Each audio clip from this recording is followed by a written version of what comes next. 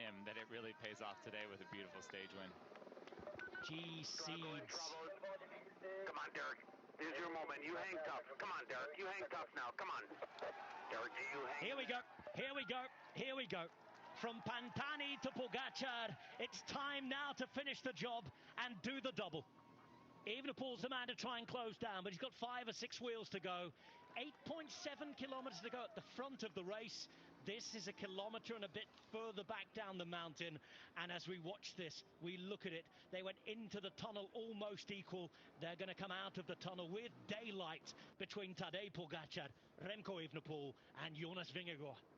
This is the section of the climb where we said that Tadej Pogačar would have to make his move. It got steeper from 10 kilometres to go, so they've come through that zone.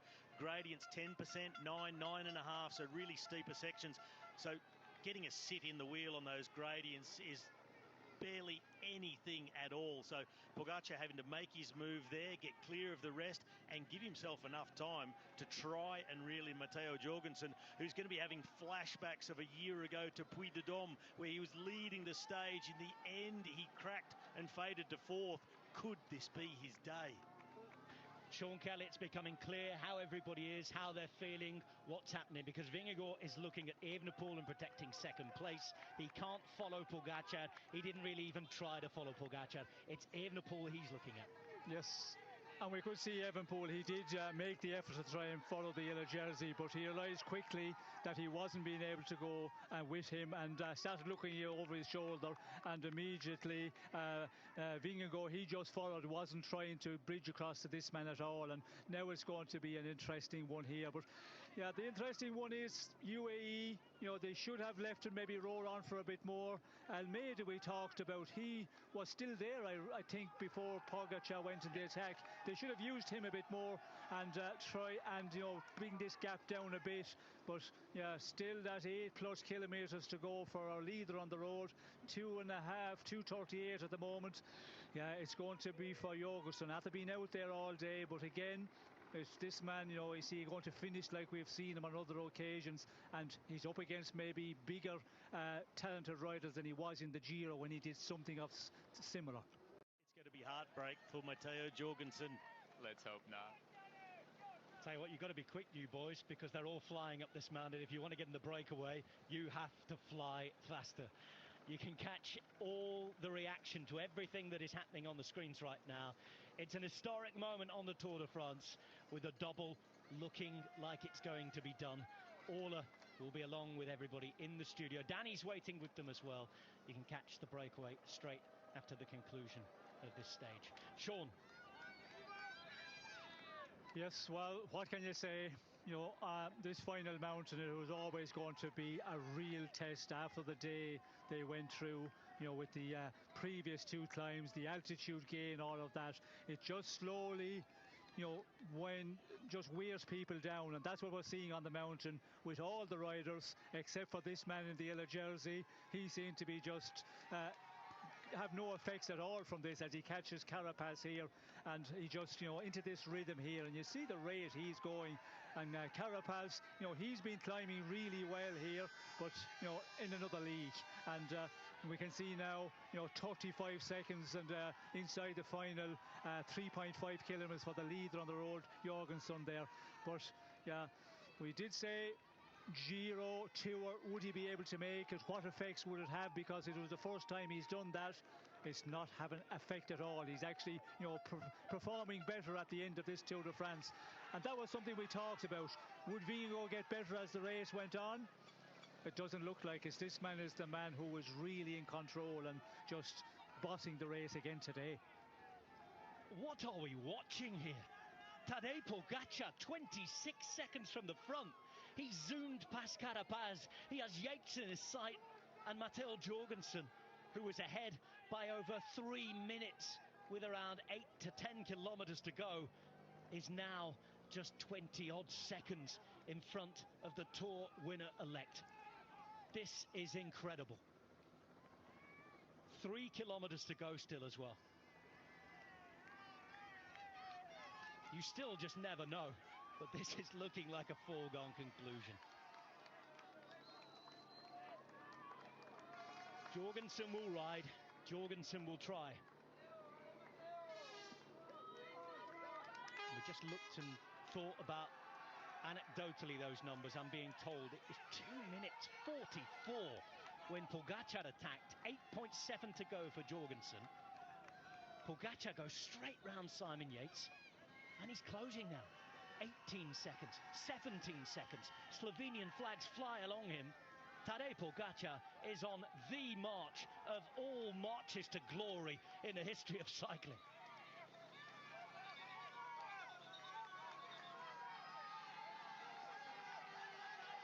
And look at that, he just rides Yates off the wheel.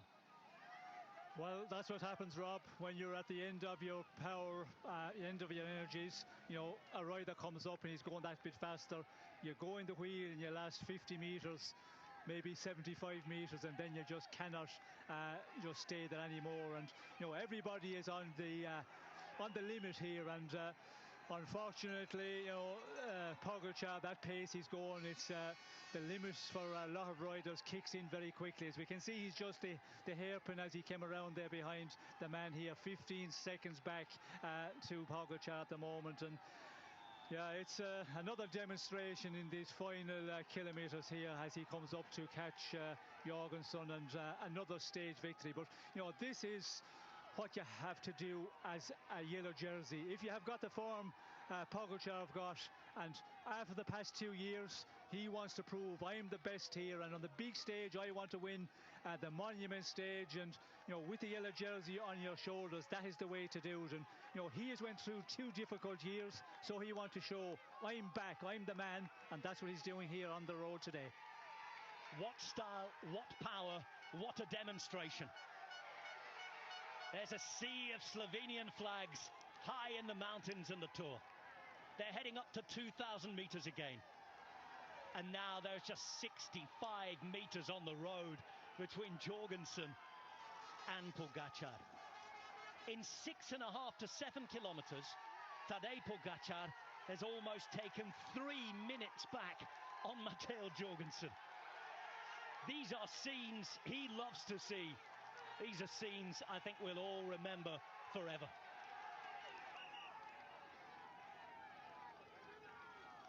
It's been a battling, brave performance from Matteo Jorgensen. He set off today working for his teammate. 3 riders were up the road in the very first pedal strokes. Kelderman and Laporte were with Matteo Jorgensen, Visma Lease Bike's new star. But now he's caught by Pogačar. He's passed by Pogačar. There is an undisputed #1 on the global scene. Wow.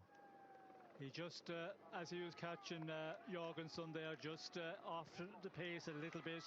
Then when he gets to him, just a little bit of an acceleration there, and Matteo Jorgensen has no response at all. But the interesting one was, as you said, Rob, 3:45 from the moment he struck out.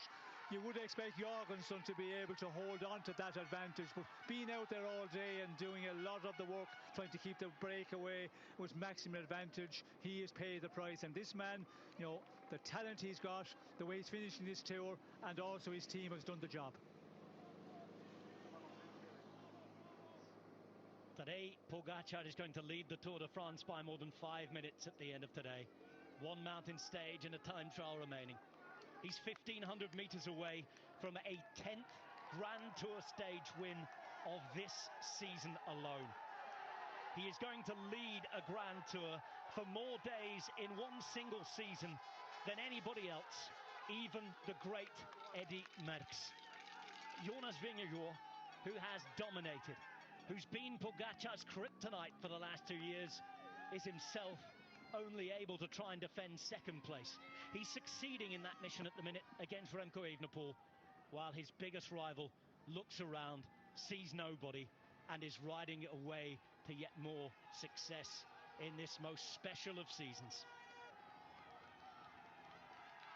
13 seconds to Jorgensen here, 22 to Yates, 53 to Carapaz. That's the situation for the stage. Pogačar's done the hard work here. He'll be trying to ride in, enjoy, and take it in, surely.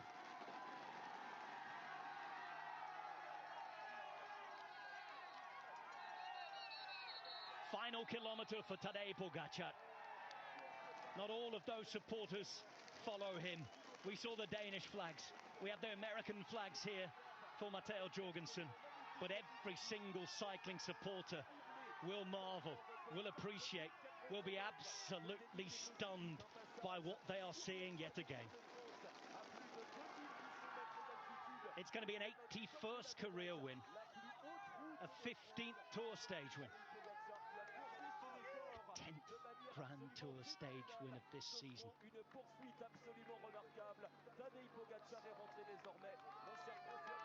He's already well above all of his rivals, and he's going to bring it home. This has been incredible, Sean. Well, this is another demonstration by this man, and today was the day, you know, we were expecting the battle for the places in the overall standings. Would Vingegaard be able to challenge this man in the yellow jersey? Didn't look like it.